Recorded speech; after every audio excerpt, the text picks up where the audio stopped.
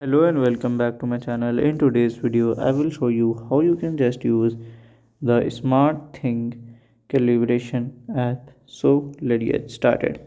So basically the smart thing app is for Samsung users only and Samsung devices. This syncs the devices with your phone. So at here you have to go and you have to search for the smart things. Okay, so here you can just log in with your uh, phone id like your Samsung id.